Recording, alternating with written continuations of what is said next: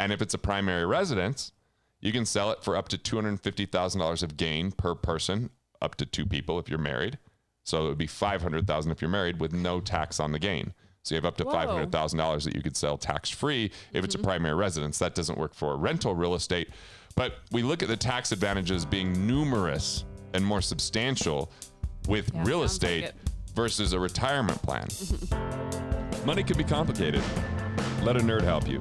We're here to demystify the complex nature of money by getting you answers from financial nerds and whiz kids. Welcome to Ask the Money Nerds, a weekly segment of the Wealth Labs podcast where we answer your most pressing money questions. Is there a real tax advantage to funding your 401k or retirement plan? Does it make sense to keep contributing with the economy in the shape it is right now?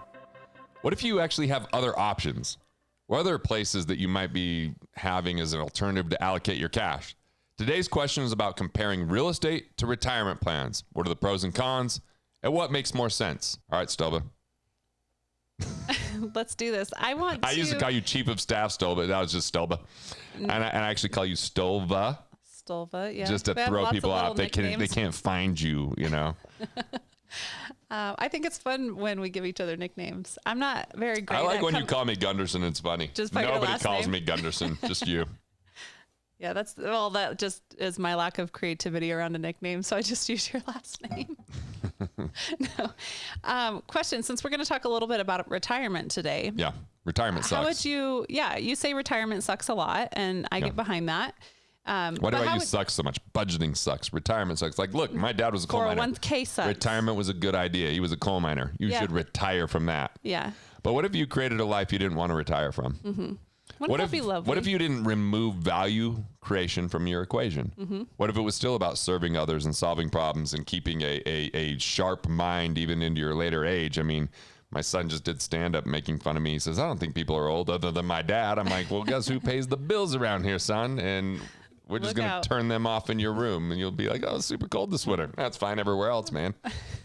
So yeah, I mean, retirement is this notion that if we were in the industrial age, trading time for money, doing very physically demanding jobs and exhausting ourselves, that sure, you want to retire from that. But what if you could use your brain instead of your brawn? What if you could find something that leveraged your skill sets in a way that you got paid and you got to enjoy the majority of that? It's not that it's always going to be perfect and cozy and comfy, but like I have things that I wouldn't, like I'm not getting paid for some of the things I do right now because they're just so exciting, and it's not the time because of COVID to actually release them, but it's just part of the enjoyment of life. And I see the big picture and where it's going, and I don't want to stop doing that. It's the things that I love the most, you know? Right. And I want the world to have that. It doesn't mean that we're passionate and our passion always pays off. Sometimes our passion can be misleading because it's merely a hobby. Mm-hmm. No one's going to pay me to shoot my bow, right? Stoba, I don't think people are going to pay me to make them coffee. Maybe, but probably not the amount of money that I'm used to earning. That's an expensive So it's fine to have hobbies, but if we can find some purpose, if we could find some value, if we could find a vision that's compelling enough that we didn't want to retire from that, that's such a compelling way to live life. Mm-hmm. So I want to redefine retirement. I got a buddy, Derek Coburn, that's writing a book on how to like redefine retirement. So nice. I like that that's getting out there into the world. And, you know, like I just think there's a lot of possibility when we take people that are losing 30 years of their productive years. How many times, like when I was in Italy, could I have a 4-hour lunch before I'm like, yeah, it'd be cool to write something, or it'd be cool to record a podcast. Like there's a place for all of that, but it doesn't have to be separated and segmented. It could be part of your entire life where you're taking these mini retreats and retirements and you're coming back into some work that you enjoy. And that takes work to set up that type of life. That's why economic independence is vital. Enough recurring revenue from your assets to cover your basic expenses so you have freedom to make those choices versus the one day someday, and then you're too old. Like, hell, I'm 42 and I'm starting to have a few issues. So I'm like, damn, what if I wait till I'm 82? Well, you know what it is. So we'll just leave it at that. I like the premise of taking mini retirements along the way, not just waiting for a big vacation in June or retirement when you're 50 or 65, whenever that happens for you, or maybe 80, depending on. Is it hard to manage my schedule with as many mini retirements as I take along the way? You are very good at taking my boys to a wilderness program. But that's all meaningful and good, you know. Just went hunting. Yeah. Which now people are going to be angry that I used the word hunting. Yeah, I think, well. My buddy I went with, Ben, man, he posted a picture and got 300 comments, and like 30 of them were death threats to his family and his kids. Oh, no. I was like, whoa. I don't post about that stuff. Just on YouTube now.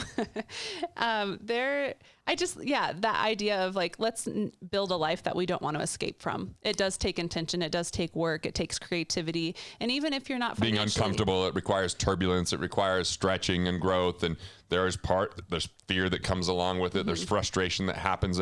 And if we try to avoid that, we lose our life. Like you're powerful enough to face it. Yeah, go through. I'm just telling you right now, you're powerful enough to face it, Stolba. I take it. I mean, you work with me, you got to be fairly powerful to face it. I got some resilience in me. Yeah, that's great. Right. I think just one simple way, I'll share an example that I did. Even if you're not financially independent and you can't plan like large trips at this point in your life, which I know a lot of people are there. There's this book that I've really liked. It's called The Artist Way. Killing Sacred Cows? Oh, I love that book. I love that book too. But this one is... Oh, Billionaire's Method?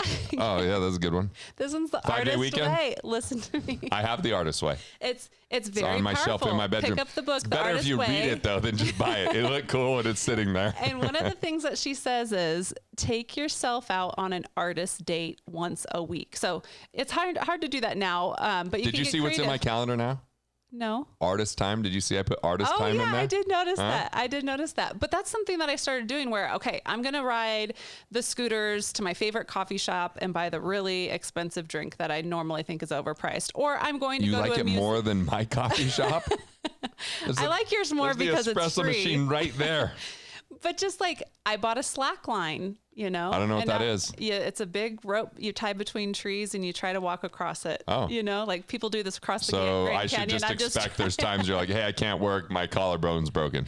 I'm prepared. I got pretty good on it the last time, but there are Keep little it ways. that far off the ground, Stelba. Just a couple of inches. But the artist date was a way that I made an obligation to myself when big trips weren't And I on can't the calendar. paint, but I still consider myself an artist.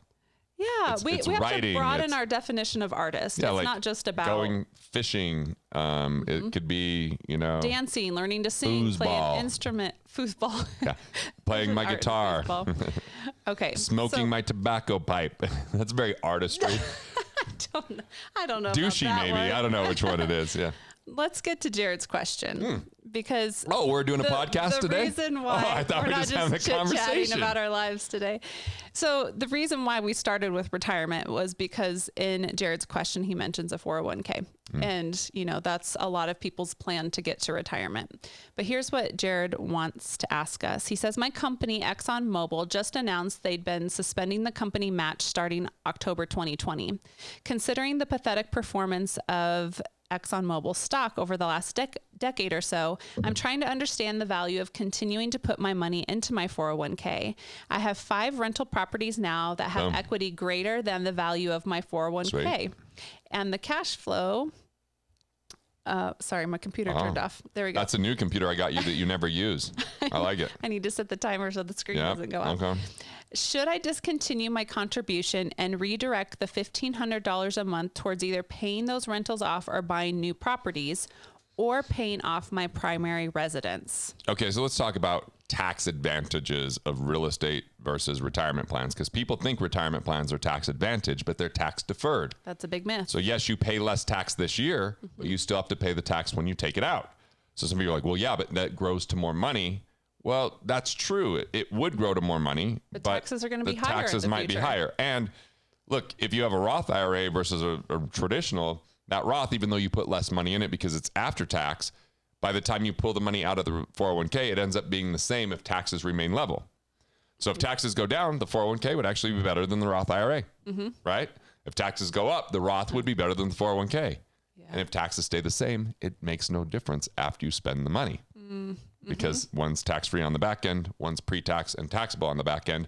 So that same money you didn't pay the government today, right? If you're in a 401k, becomes the chunk that comes out when you go to spend the money that didn't have to come out of the Roth.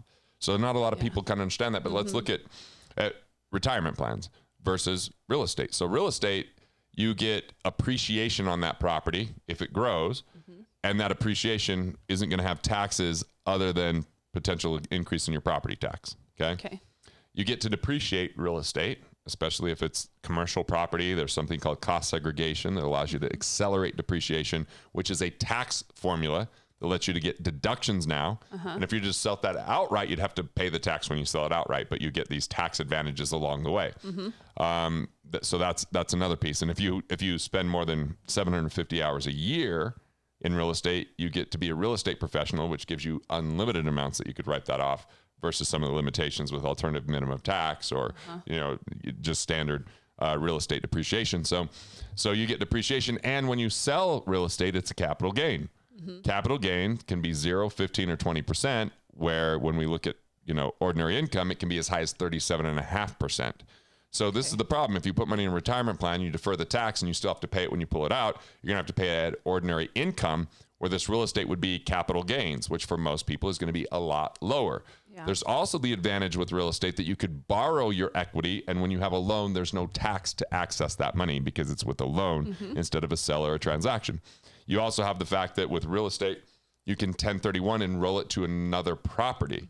That's a like-kind exchange, and there will be no tax upon that sale. Okay. And if it's a primary residence, you can sell it for up to $250,000 of gain per person, up to 2 people if you're married. So it would be $500,000 if you're married with no tax on the gain. So you have up to $500,000 that you could sell tax-free if it's a primary residence. That doesn't work for rental real estate.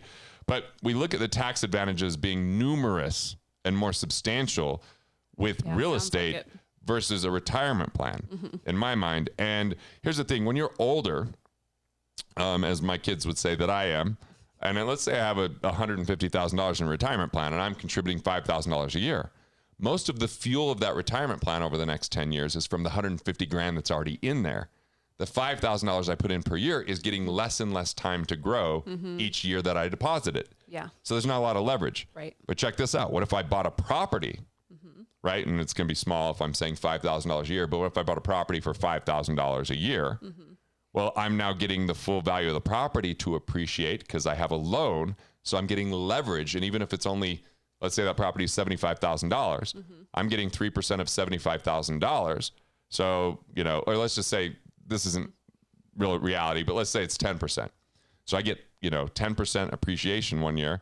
That's now $7,500 of appreciation. But if I contribute $5,000 to a retirement plan and get 10%, it's only $500. Yeah, that's a great example. So that's an example of leverage. But here's what I want to warn people about. A lot of people over leverage real estate. They don't have a tenant for a while, and now they're sucking wind. They're losing cash flow, or they have to take care of some unexpected surprise. A water heater goes out, or a pipe bursts in the winter, and so there's these additional costs that sometimes people don't account for. Yeah. So it is going to be a lot more active with real estate than maybe it is with the retirement plan. You have more control, you have more tax advantages, you have a little bit more influence, but you also have more risk for a lot of people because now you have a loan if you didn't pay cash for it, and if you have to fund that loan, during times that there's turnover with tenants or issues, that could really be detrimental and lead to bankruptcy in the worst case scenario. So I'm kind of trying to give both sides here. I'm obviously not a huge fan of retirement plans. I'm an advocate for the right person to do real estate. I don't love real estate. Yeah. When I did real estate, seems like a lot. It was no fun. I remember on Halloween, we're getting phone calls and we're like, oh God, this is, I remember being in Tucson and I'm closing on this property, and the whole time I'm on vacation, I'm on the phone, and I'm not on the phone with people that we're having fun with and laughing about or helping them with their life. I'm on the phone with someone that we're dealing with legalese and details and timelines and banks and trust companies. And I got to go get a notary while I'm on vacation. You know what I'm saying? Like, it could be a little bit of a nuisance, but if that's what your business is, that's what your business is. So now you kind of know the difference between the two. And the match can be a problem for people. Yeah, the match of a retirement plan can be a problem because it could incentivize you to put money in a plan that you have little control over, no cash flow from, higher taxes in the future, a bunch of fees that might be ruining your performance, and you might have other things that you could use that money for that is better, or paying off a 20% interest rate credit card, or building up your liquidity, or acquiring a business, or investing in your education. I have a bit of an argument there for us. You've thought about this a little bit. Maybe. Now, so the match, I've heard you say it's not free money. A lot of people say like, well, it's free money. Why wouldn't I do that? Well, they'll say it's 100% return. Yeah. But once again, if you have 150 grand in there and you put 5,000 in and they match you 5,000, they're only matching your contribution, not the existing amount of money. So to get a true 100% rate of return, they'd have to match everything every year. Yeah. It's only, so I've seen and analyzed, and we'll bring on our money nerd, Tim. Okay. Yeah. and he'll runs the show numbers. that you might get a 7% return without the match over 10 years, but with the match, it might only move it to 8.5 or 8.9% because most of that money is fueled by the existing dollars already there, not by the new contribution. It's not like it's doubling your money. And there might be 5 years before you're fully vested. So, and it might be that there's a lot of strings attached with that vesting, that you have to be in a job that you don't like. And so you are your greatest asset, not a stock, not a bond, not a match, not a piece of real estate. So if that prevents you from investing in yourself and improving your cash flow or paying off high interest rate loans or taking care of really critical things that help you to be more productive, then that match is a deterrent. And so that notion of free money, it's not free because it comes with major strings attached. You can't get to till 59.5. The market could go down after you put it in there and you have less than what you put in. So yeah. There you go. Yes. There's my rants for today. Look, getbudgetingsucks.com. It's super low investment. I know sometimes on YouTube people get pissed, like, oh, someone's selling me a book. And look, I'm selling you putting more money in your pocket. It's like $3 or $6 to get this thing, and it's going to navigate. How do you keep more of what you make? How do you pay less in tax legally and interest and investment fees that aren't performing and insurance costs that are duplicate coverages? And how do you create an automated system so you don't have to budget and you free up your mindset so you can be more productive? It's a really good book. I know I wrote it, so that seems a little bit self-serving, but budgetingsucks.com. Let's build an even more of a bridge of a relationship because I'm helping you turn your thoughts into profits and build the life you love. If you like this video, check out the link for more just like it.